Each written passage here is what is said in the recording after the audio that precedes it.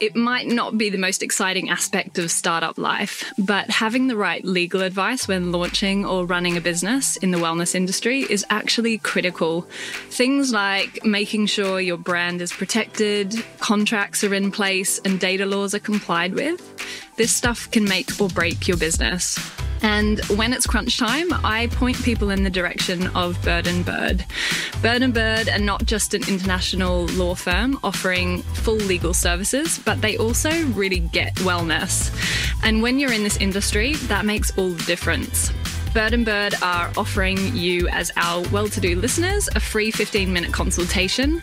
All you have to do is Google 2Birds Wellness and fill out the contact form today. The worst thing ever for a small business to get is a letter to arrive in the post, which is a cease and desist, and you feel sick because you feel, I haven't done anything wrong. And it was from a global brand that has done this to several small businesses before. And I think it ignited a little fire into me because I did have a solid case. Hey, and welcome back to the Business of Wellness podcast. I'm your host, Lauren Arms, founder of Well-to-Do and business coach to leading experts and coaches in the wellness industry. In this new series, we're bringing you more incredible founders and change makers, each leading the charge in the global wellness industry. You'll hear the business journeys of some of the most disruptive entrepreneurs and get the inside scoop on what makes a wellness brand truly successful. Join me each week as we discover new ways of building a successful, high-impact wellness business that can stand the test of time. So let's jump in. Let's talk about the business of wellness. My guest on the podcast today is Kat Pither, the founder of Yogi Bear, which is an eco-friendly yoga mat and accessories brand. It's a business that was built during quite a dark chapter in Kat's life, and she's sharing exactly how startup life gave meaning and purpose to her day-to-day and has seen her go on a powerful personal journey of self-discovery and growth. In this episode, Kat shares her personal experience of dealing with severe anxiety and how the philosophy of yoga supported her recovery. We hear about the fundamental importance of finding the right mentors, not being afraid to admit when you don't know all the answers, the challenges associated with sustainable packaging and manufacturing, what happens when you receive a letter to cease and desist, and why Kat made a decision to use the brand's recent 900% growth to support friends, yoga teachers, and studios. This is an extremely powerful episode, and I can't wait to share it with you. So let's go ahead and dive in. Kat, thank you so much for joining me on the podcast. Oh, it is my absolute pleasure. You know, I am such a fan of this podcast and it feels quite surreal to be a guest on it. I kind of feel like there are going to be moments where I'm just pausing and listening and I'm like, oh yeah, I'm the speaker. I love it. Wow, you are a perfect fit for this podcast. We're obviously talking about the business of wellness, and I know you've had your own journey with not just building a business, but building a business with impact and purpose and a really heart-centered mission behind it. Like so many founders on this podcast, you, I know, came to your business idea for very personal reasons, which is why I love the wellness industry and why I find the stories of the founders behind it so interesting. But I'd love for us to create a bit of context around who you are and what initially inspired you to create a yoga brand. So can you kind of take us back to the beginning and share what initially inspired Yogi Bear and what you were seeing in the existing landscape for yoga that you wanted to either change or challenge or do differently? I think I couldn't do this if it didn't have a core reason to exist. I don't think I could. I'm not a natural businesswoman. So to go back to the beginning is something I actually do every day. to remind myself, why does this exist and why am I doing it? And that's what every decision within Yogi Bear is based off of, from what I'm posting on social media to the brand values to stoking up the team and who we get involved. Because when it comes to my story, it's not your traditional sexy yoga story. It's not a very sexy story at all. When I was younger, I was involved in an incident that left me with severe PTSD and severe anxiety. And I didn't know what anxiety was. I knew that I felt like a hummingbird all the time, a bit on edge and not able to be fully present. But I didn't have the words to vocalize or communicate how I felt. So sometimes when we don't know how to express ourselves, we go in. And it led to a little trail of, a little bit like Girl Interrupted. I went on a trail of self-destruction. And at 17, I landed myself in rehab. And rehab is very boring. It's not like the movies at all. There is no Angelina Jolie to make friends with. There's no Christian Slater. It is incredibly boring and it's incredibly hard. And I think it's almost like been my ninja training for the lockdown that we've been in for the past year. And again, I feel like everything along my journey has been for a reason. As much as it was a pretty awful experience, it's the reason why I am where I am now. And I feel like everything that I've been through is a sharing opportunity. So at 17, rehab, very boring, sitting on my hands, clock watching, discovered a book on yoga and it just changed everything. It was like this exotic portal to this world that I didn't even know existed. And I just started to practice a little bit of the physical. It was probably more the philosophy, the more meditation and mindful aspects of it. Then that led to me just reading everything under the sun, Be Here Now, my favorite phrase and one of my favorite books. And I just was hooked on this world. And I found that these quiet little moments of meditation and connection with myself, it was like Peter Pan and his shadow coming back together. Mm-hmm. It was like, oh, there it is. I suddenly felt whole. So I was like, wow, there's something in this. There's no white noise in my head. It was instrumental to my recovery. It really was. And then many years later, I saved up and I went to a fancy, swanky workshop in London. And I was so excited. And it was quite expensive for someone, you know, I think it was like a 19-year-old kid to afford this weekend workshop. And I went there and I'd never felt more out of place in my life. I mean, it was my first, I suppose, yoga class, yoga workshop. And, you know, I just didn't feel like I was wearing the right thing, had the right thing. I didn't know what this gobbledygook, which now I know is Sanskrit, like everyone was, the classes were taught in. I did not understand a thing. I never felt more uncomfortable, actually. And it put me off. I probably only lasted the morning and then just never returned. And I sort of like shied away from yoga for a little bit because I just didn't feel like I fitted in. And I also experienced a little bit of like sort of the elitism where it was more about what you could do with your body, contortionism. Not that there's anything wrong with that route into yoga. It just wasn't my route and I couldn't relate to it at all. And I was really disappointed and heartbroken because I knew that there was something in it. Or what were you hoping for from that experience or imagining that the world of yoga and community would be like?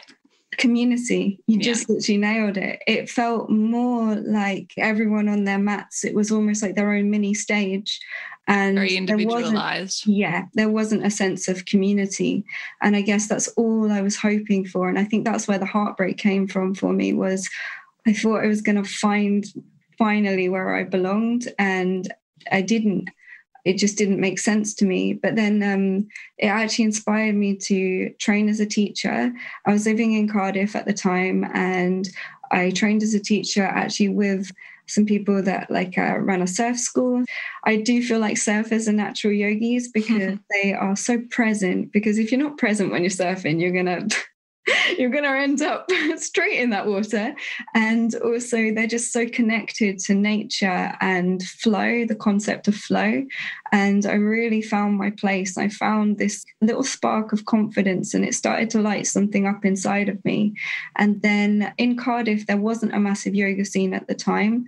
I'm really proud to say that it's grown and there's some incredible teachers there now. But at the time, there was maybe like less than a handful of studios. So it was a really nice place to sort of grow communities and have fun with teaching.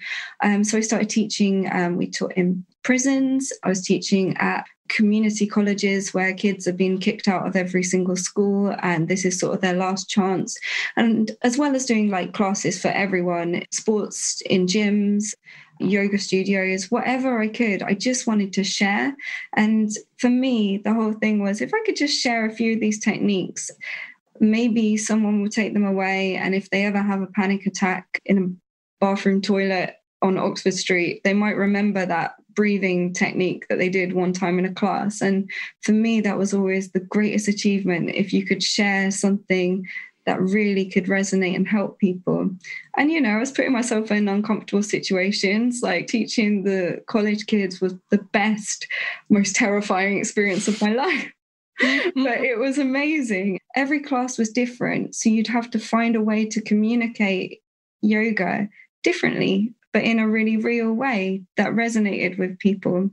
I guess that was why I got into yoga. I had a different job at the time. I was a scriptwriter for the British Film Institute, which is all about storytelling. But again, whenever we watch a film, the reason we connect with it is because there's something real.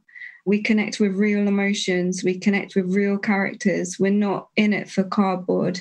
And I think that that's what's definitely rippled into my business is I'm not ashamed of my story. I'd rather 8 Mile myself. And I'm not trying to have a yoga brand because it's on trend or, you know, financial reasons. Not at all. I think it comes down to storytelling and everything, I suppose, that I'm trained in the other angle of what I used to do. But yeah, from there, the product side of the business started really small. It was while I was teaching, I noticed that a lot of the eco-friendly products were really inaccessibly priced. And I guess there was an element of elitism. If you fell into that category of being able to afford the certain bits and pieces, that you were maybe a better yogi or a professional yogi. And I was like, there's no such thing. And so the company just started on that. I wonder if I research and I could just start small. And initially, I'd completely separated out. I was Kat, the teacher, and the product side of the business just existed in its own space. Even the Yogi Bear Instagram, if anyone embarrassingly scrolled right back to the beginning, they would just see me mucking around as a teacher. It was very much a personal account before it evolved into the business one. So it started small, only had 2 mats, and yeah, just started to reinvest and evolve from there.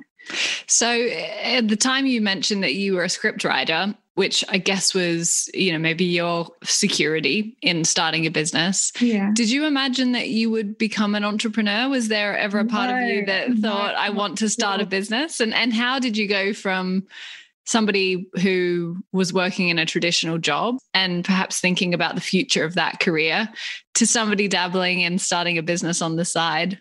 You're going to be the first person I've ever actually told this to. So I loved my job. I loved it so much. I still love film. I still love writing. And that is still my way of switching off is writing. Like I said, that storytelling aspect definitely weaves itself in and out of Yogi Bear. But I actually got signed off of work for my anxiety came back pretty severely. This was before I really leapt into teaching. I was teaching and it was definitely that bridge job kind of situation, but I had a sort of an instant trigger something. And from there, I sort of fell back into PTSD and anxiety, and I got signed off of work for a month under I can't remember what it's called, but there is a mental health support scheme that supports people that need a little bit of time off. And I just remember in that, I was like, I can't do this to myself anymore. I can't live like in this pinball machine of, I've had a taste now of how it feels to feel who I actually am. And yet somehow, like Gulliver's Travels, when he gets the little ropes all tied over him, and I'm like, I just want this thing to go away now. And I've had a taste and a flavour of who I really am and who I can be. So it was actually in a dark moment that I started to cultivate and shape out what Yogi Bear really could be. And I wonder, and it was not an easy thing to suddenly realize that you've spent your whole life training for something. And, it's a job that my parents were proud of me because I'd always said it's something I wanted to do. And my co-workers, I think, film is such a hard thing to get into that they didn't understand when they were like, well, you won't earn any money doing that. And I think for me, the motivation was never financial. I'd rather be sort of happy more than anything.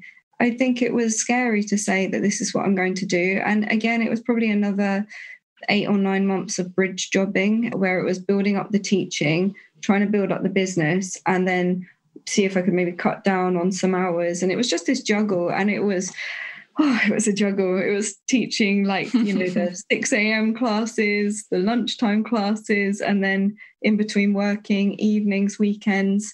And I think it would be dishonest for me not to sit here and say it's a sacrifice.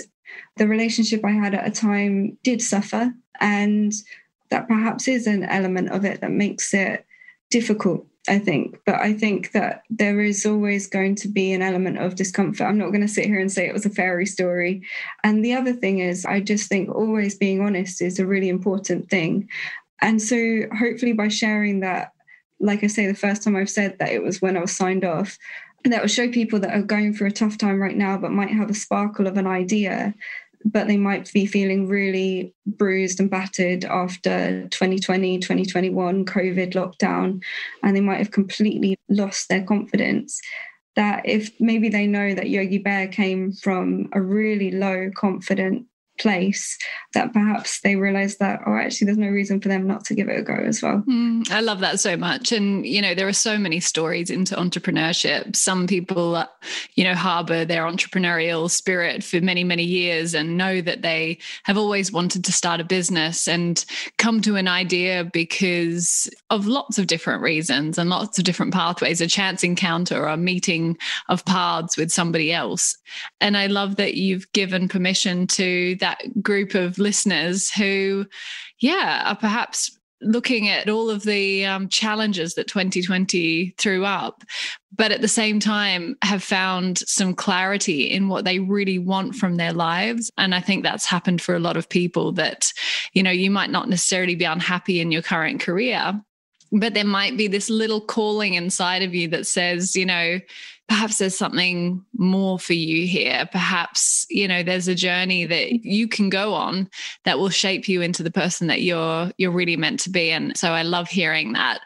I'd love to hear, Kat, I guess from more of a technical point of view, how Yogi Bear really stands out, because you took these baby steps to start the business, but there was obviously clarity around the aspects of the brand that were important to you as far as your values and as far as, you touched on it before, what you felt were missing from the yoga industry, those elements of community and inclusivity, and you've cultivated those into the brand. So what are some of the steps that you've taken to really build out those key elements of the brand that distinguish Yogi Bear in the marketplace? It's a really interesting question to think about with perspective and from being 5 years deep now. I'm not going to lie. When I first started, I didn't have a business plan. I didn't have a plan. It was more operating from a feeling and also from my favorite lyric by Nirvana, which is "Come As You Are." And I remember that was actually told to me by a yoga teacher friend. I was quite anxious and I really wanted to go to this festival, but I was a bit like, I don't know if I should. I was like, I'm really anxious today. And she was like, just come as you are. And I was like, oh. And when I was there, I was just fully myself. So I think for me, everything I do is just making sure that people feel like they can come as they are. Everything from the tone of voice to, the naughtiness, the slightly playfulness, to show people that it doesn't have to be that serious. Like, yoga is the most beautiful. I respect the tradition, but I also recognize that the world that we live in today is so different from the origins of yoga, with technology, with the pressures to hustle hard and social media and comparison. All these things didn't exist. And sometimes I wonder, it's almost like there needs to be a redefinition of yoga. Maybe it needs to be called something else, because I personally do grapple with the respect for tradition and the modern world. And the modern world needs yoga and the aspects of it more than ever. We're frazzled. Our brains are now an Apple product, really, because it's so linked to our computers and our technology. I grapple with that whole respecting where it came from, but also recognizing a need for something to exist. But when it comes to sort of the technical aspects, I think I've always been a little bit stubborn about, if it doesn't feel right, I'm not doing it. Even an opportunity might come up and it might seem really great on paper, like that's business opportunity, that's who we should be working with. But if it doesn't feel right, or it doesn't resonate, or, there's been times that I've literally been like, oh man, probably the right business decision is to do that, but it's not Yogi Bear. And obviously then you start to bring people into the fold, you develop a team.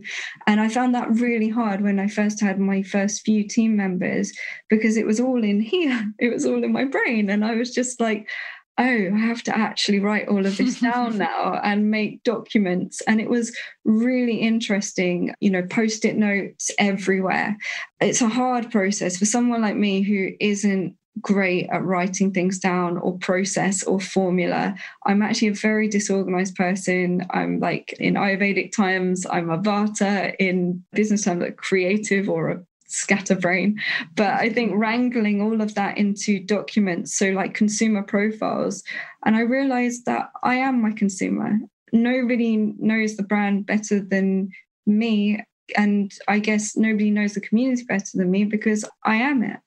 And I think if you start to operate from that place and you really nail, because I remember reading that J.K. Rowling, she had every teeny weeny little bit character in Harry Potter had a story, had a backstory. And when you start to build those out for your core consumer or your growth consumer, and you get to know them, and you're like, oh, so this is where we hang out on a Saturday, and this is where we buy our snacks, and this is where we're consuming our news. And they stop being consumers and they start being friends. And I guess that is the other thing, is I've always said with Yogi Bear, friends first. And if business happens, great. If it doesn't, I've just got a really cool new friend. And when we first started, I think social media was just sort of the role of the influencer, the role of sort of that community building was very much in its infancy 5 years ago. It wasn't what it is now, which is a whole business of its own. At the time it was, I'm so sure that's how I met you for the first time, possibly at just when there was just loads of rad events going on together. And it's definitely built our friendship groups of who we class as the people that are our genuine friends. Yeah. And I think we all started helping each other out and just being like, it was a very word of mouth thing, the beginnings of Yogi Bear. And it feels almost just like that time will never exist again, sadly, because everything has shape-shifted. For Instagram, there might be something else that comes along. But back then, it was very, I suppose, pure, naive, innocent, organic. And it was like friendship, word of mouth recommendations and connecting people and going to these funny little events where I'll do a fitness class and have a smoothie. And I'll be like, please don't make me do burpees. I know. Yeah, no, you're right. The infancy of the entrepreneurial community within the wellness space, especially in London, and I'm sure in other parts of the world, has been very community driven. And it's such an honor to be part of that network of people who really see collaboration over competition, which we touched on off air, as being such a meaningful part of building a successful business. And I think it's an interesting aspect for you because, of course, Yogi Bear produces yoga mats. And there are lots of places that you can buy yoga mats. And I'm sure you were aware of that when you launched your product aspect of your business, and yet you proceeded anyway. And I'd love to know that mindset that you needed to say, there is a place in the market for me, and feel confident about pushing forward when there are other competitors in the space, and where you've really felt yourself fitting into that? I think that's the whole thing, is I was never trying to fit in with it. I definitely have a rebellious streak in me. Yeah, a slightly naughty streak. But I think the biggest thing for me is I don't follow, I don't ever look at. I think a lot of people talk about this whole thing that makes me feel so uncomfortable is competitor research or market research. Know your competitors. And somebody said that to me once, and I said, why? I don't want to know what they're doing, because I do feel like if you get too hung up on that, how are you ever going to create anything new or you?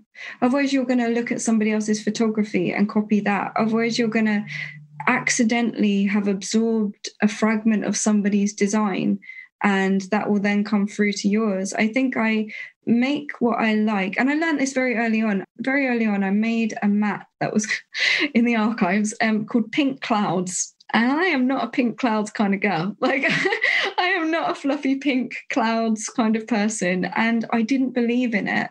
So it didn't sell very well because I didn't like it. There was no heart connection to it for me.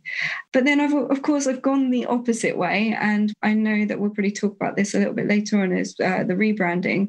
But when we rebranded and relaunched, I made the website a little bit too punk. And it was a little bit too, it was bright yellow. It was a little bit too, it wasn't right. And I had to sit with it for a month and then realize, actually, that's a mistake, but that's okay.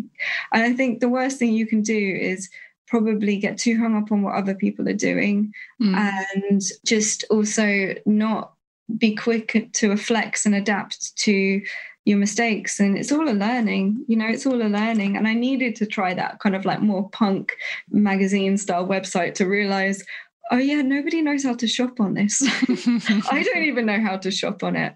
And I think if everything just comes from a place of, it has to have a reason to exist, I think. Yeah, absolutely. I guess you touched on the rebrand there. I guess to caveat that, I'd love for you, if you're comfortable, to just share that part of your journey where you had spent so much time, so much passion, putting so much of your personality into the brand. And then there was a bit of a bump in the road, right? So a couple of years ago now, there was a trademark dispute and that resulted in a rebrand. Can you talk us through that period and how that impacted you personally, and also the rewards that came from the process of rebranding?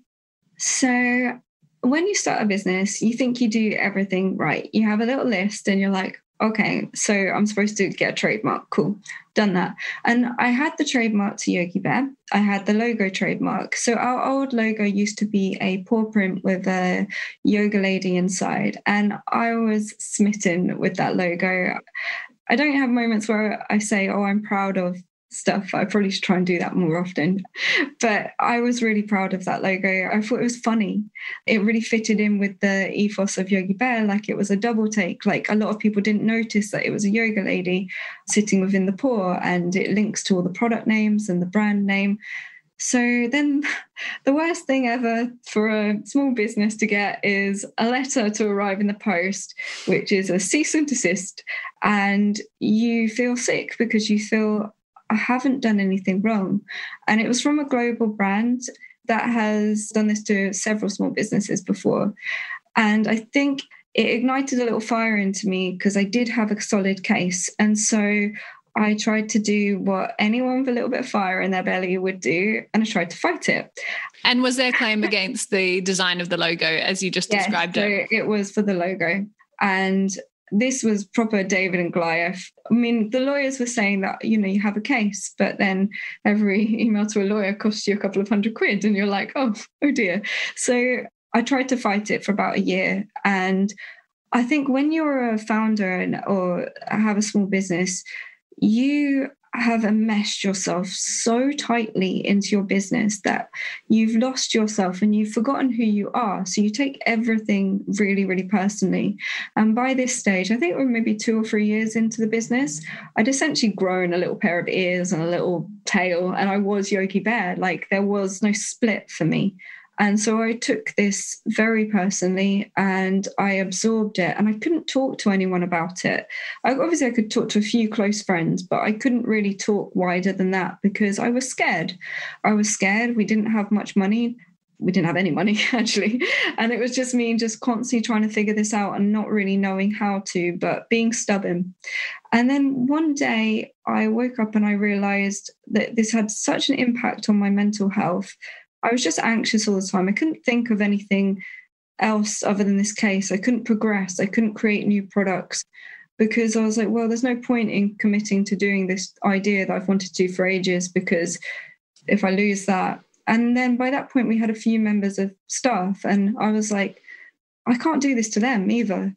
I have to grow up and realize that you either fight this, but you can't afford to fight this, or you lose your whole business, or you change. And I actually had to practice, that whole art of letting go that we do in yoga. And it felt the equivalent of, I don't know if anyone's ever done their first ever or remembers their first ever yin class. You remember how uncomfortable sitting with you're just like, well, you'd get me in this pose and we're here for 10 minutes. It felt like just like that. I felt frustrated, uncomfortable, and that was just the art of letting go. But then as soon as I made that decision, being like, no, we're rebranding, I could breathe again. I remember the feeling. It was literally in a click of a finger. The decision was made. I said it to myself. And then all of a sudden, everything lifted. And I just had this wave of clarity and just complete and utter calmness. I think that that's what we tend to do in our lives, in life, in yoga, in business, is sometimes we clasp onto things so tightly that we stop the flow.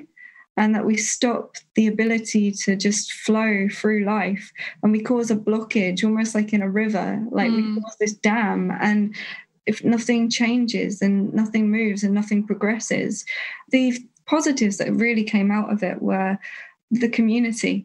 I think if you are starting a business or you have a business, you nurture that community. And I don't know if the nurturing came for Yogi Bear because it all started, I was teaching at the same time, and I really cared about every student I was teaching. And I think that sort of preceded the business and then trickled into the business. I think if you really care about people, and you might initially bend over backwards, break yourself a little bit to ensure that everyone's happy, everyone's well, and it's tiring and it's time consuming, but it's real. You drop everything for a friend. And if you treat people like people, then they'll be good to you when you need them. And my God, they came through when I needed them. We did the rebrand. We launched two videos, one which was community driven. It was just the community just saying that how Yogi Bear made them feel. And just to show that a brand, I really realized that a logo is just a symbol for a brand.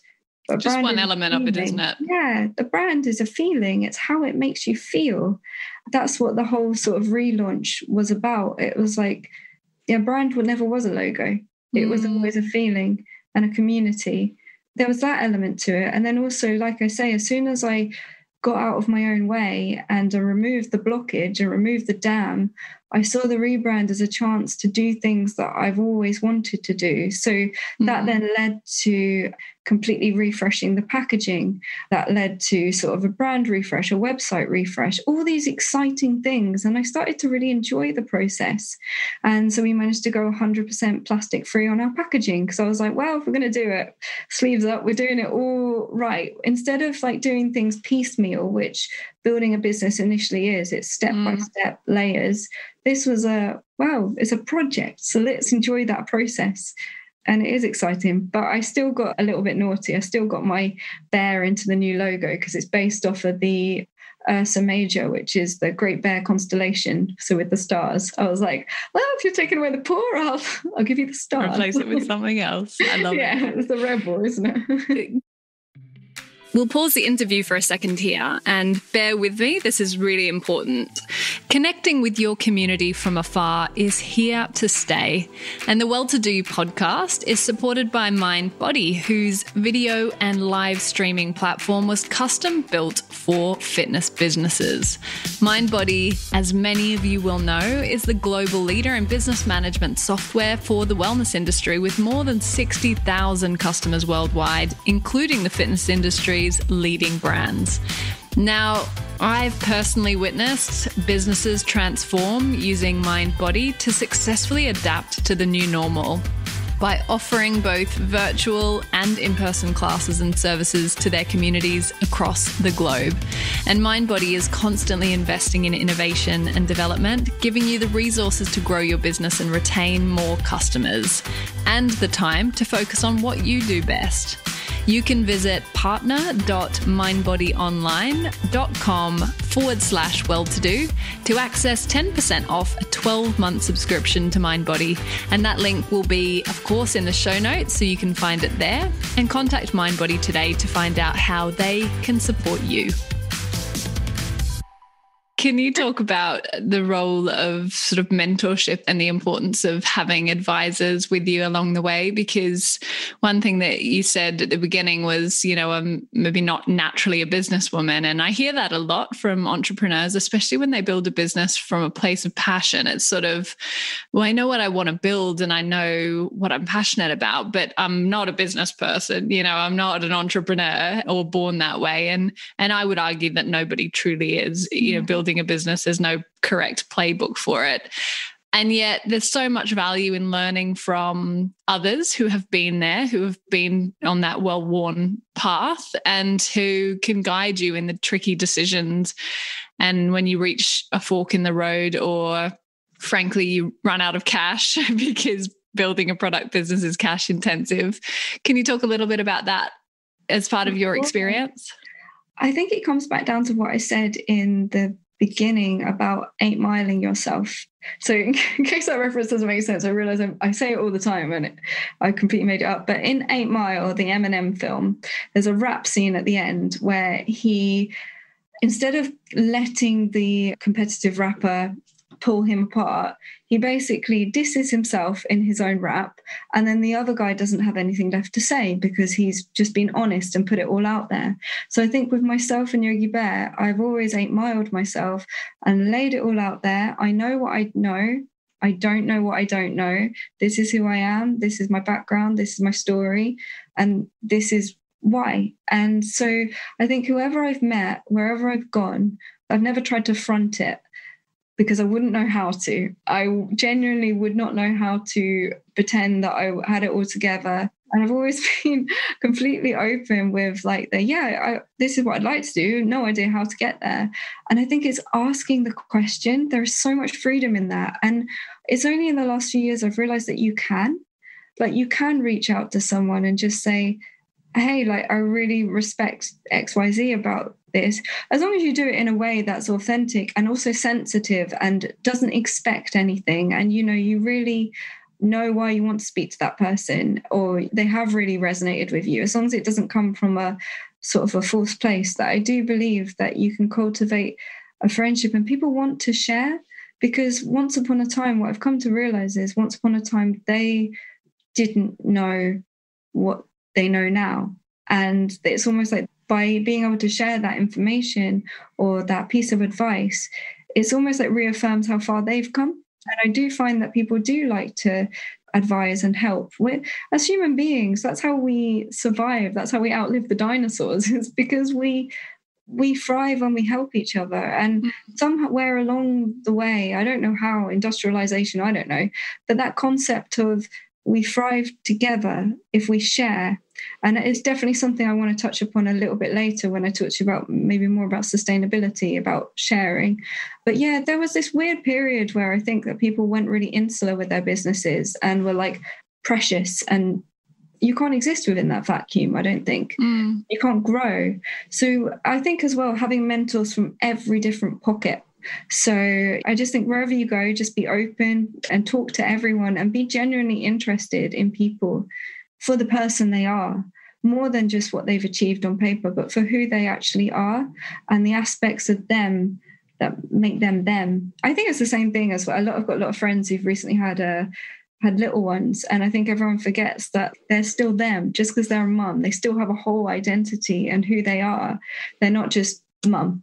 And I think it's just appreciating that people, they might have a business, but they're also a whole person. Right. And not being afraid to ask. And I love that idea of 8-miling yourself, you know, that if you actually just put all your cards on the table and don't pretend to have all the answers, it gives people a really nice avenue in which to showcase their expertise. And people, as you say, like to share their expertise. They like to share their knowledge and experience and empower others and lift others up, but not when it's plagued with ego and presented. Exactly. I think everything in this life comes down to intention. Like, what's your intention? What's your reason for reaching out to someone? Is it because you want to steal their magical formula, like George's Marvelous Medicine? No, the intention is, I'm just a little bit stuck. And like, I've got a few ideas and I'd like to run them by you. And I think it's like those kind of things. If the intention is pure, people will pick up on that. If the intention is bad, then you'll bristle inside. You'll feel it inside. So I think, yeah. Let's touch on sustainability, because you mentioned it there and it's a nice segue. And I know that it's a really integral part of the business. You mentioned when you rebranded, you repackaged and got rid of plastic, and there's a real commitment there to a sustainable approach, which is continually evolving and you're building on. As a small business, as a growing business, how have some of those commitments impacted you as far as maybe sacrifices or being slightly slower in your ability to scale because you have prioritized those elements? Oh gosh, this is big on so many levels to me. So previous to changing all the packaging to 100% plastic-free cardboard, we were using sort of a wrap around the mats to protect the mats, because, I mean, the whole thing is like, there's these two arms to it, isn't it? It's like people expect product to arrive in pristine condition, yet they want the most sustainable packaging and they want this, they want that. And it's great. It's absolutely great, but it's quite tricky to figure it out. And so we were using this wrap that was made from recycled and recyclable plastic, but it wasn't well communicated to the audience and people just didn't get it. They were like, hang on a second, like, why is it coming this? And then you'd explain it and they'd be like, oh, okay, but I didn't understand. And I think when I did the whole sort of packaging refresh, I really realized that the world of sustainability is smoke and mirrors. When I first started 5 years ago, you know, even veganism, the shape of veganism has completely changed. 5 years ago, it used to be a can of chickpeas down the chickpea aisle. And now, like, you can get everything under the sun. The same with, we hadn't had any conversations around Black Lives Matter and inclusivity. They just weren't spoken about. Even mental health was at the fringes of being spoken about. And you start a business, a sustainable business, from what you know and from what you read is currently out there and from what you're told and what you've researched. You take the information that's available to you and that's what you work with. Things have changed a lot in the last 5 years. And I think that people are afraid to admit that maybe they have made mistakes along the way, maybe that their good intention choices weren't the best, or there's a better or a new way of doing things. What people seem to be doing now, in light of probably cancel culture that exists on social media, is taking a megaphone and being like, we're great, like this is what we're doing, and shouting so loudly that maybe people can't see what's really going on underneath the surface, and some aspects are falling through the net. So what I've decided to do is, the packaging audit has led to a full business audit on Yogi Bear. And it's led to a series of, like, over the past few years, really nutty professor style experiments in materials, in innovation, in what's wrong, what's right, what can be done. I'm literally about to launch it. It's a sustainability diary. It's actually really scary for a small business to throw the doors open and share and show absolutely everything that's going on behind the scenes. And these are the things we've done right. These are the things we're changing. This is where we started from. This is where we are now. This is where we're headed. And just be totally transparent about it, because I'm so tired of sustainability being kind of a little bit not fully transparent. And then I did a survey on Yogi Bear to ask the community, what does sustainability mean to you? most answers were different. And if they were the same, they said eco-friendly. And then you'd be like, but what does eco-friendly mean? And no one could really say. And so I think if I didn't know how to define it, if the community doesn't know, then how can anything ever change? How can there ever be real sustainability? There's a lot of exciting things. There's a lot of things that I'm learning. And I thought I was going one direction, for example, using the fluffy hair from coconuts. I was really excited to be using that as a new material. And then I found out that the bleaching process in it is worse than what they do to plastic. So I was like, oh, okay. And this is a fascinating part, isn't it? Because on the face of it, for a consumer, that might seem like a really great solution. And actually functionally, and I know that food brands particularly struggle with this, functionally, you still need a product to be preserved, to arrive in the right way, to perform in the right way, to have that efficacy as well. And, I've also heard really interesting insights speaking to experts in the supply chain around biodegradable packaging and the fact that it has to be in certain environments in which to actually break down. That's not always the case in a cold climate like the UK. Very rare to get the perfect biodegradably conditions. So I think this leads to two things. You got a world exclusive here, Lauren. Or the two things that I'm really stoked to share that are just about to launch are we're looking at ways of repurposing and reusing, because my research has led me to a really beautiful phrase, which is nothing is created, nothing is destroyed, everything just transforms. And that's really interesting to realize that all matter that exists on this planet will always be here for all of time. It will just transform into something new. And I think that leads to conscious decisions of, well, if we're making stuff, if you have a business and you're making stuff, you're already not sustainable because you're creating something new out of something else. So I was like, well, how do we continue the chain of re-evolving a product? So we've actually been working with an amazing charity called Ocean Soul, which works with these women in Kenya, and another company called Down Duck, and they're really amazing. And they basically collect flip-flops that have washed up on beaches and rivers in Kenya, giving jobs to the local Kenyan community, and then they put them together and they make yoga blocks. So we're launching a new line of yoga blocks made out of recycled flip-flops. I love that. So there's those flip-flops that I lost when I was on holiday. Yeah, exactly. You're going to say Lauren, Andy's story. Yeah. So that's really exciting. And then thinking along the lines of how do we repurpose? Because yes, the mats technically are biodegradable, but technically you do need certain conditions for that. And I think that even being honest about that is a big thing for a yoga brand, because I feel like a lot of yoga brands are, using that wording, which is right, is true, but they're missing out perhaps that little nugget. And I think now it's time for me to maybe add that little nugget in. And so it feels, I couldn't sleep at night, if I didn't do it right. So I'm just trying to think, well, how do you reuse a yoga mat? And I'm like, well, technically they're camping mats. So we did something before, we trialed it and it went down quite well, using the yoga mats for the homeless, just providing a softer, more cushioned support to sit on or to put across a bed in a shelter for hygiene, just having that element of something that is yours. So we're working on that. And then we're also working on the anti-slip nature of them. There's a lot of care homes, especially around looking after people with dementia, that want to have them in case a patient gets out of bed in the night and slips. And they actually want to have them underneath the beds to prevent slipping in the night. Amazing. And just all these cool ways to reuse stuff. And I think that's how we should be looking at stuff. Stuff exists, but how do we prolong its life? So yeah. Beautiful. Congratulations. It's really exciting. Yeah, really, really exciting for you. And I love that, there's so much thought and care that has gone into the process of evolving those ideas into reality. We've obviously been through a really challenging time, and we were just speaking off air about our own personal experiences of going through COVID. I'd love for you to just give me a bit of an insight into how your maybe consumer behavior around the brand has changed pre and post COVID. What happened for you during COVID as far as positive, negative impacts on the business and how you've moved through that? So I didn't cope very well with it in the beginning, in the sense of, I suppose I have a product that people wanted and needed during lockdown. And it is an honor to have a product and to be able to help a community by knowing that you're supporting people getting into yoga. But the discomfort for me comes with most of my friends are small business owners, a lot of them in hospitality or in industries that have struggled. And it's been really uncomfortable for me.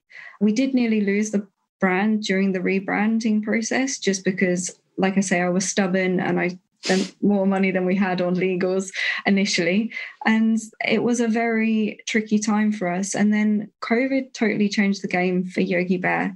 But from a personal level, I really struggled with that.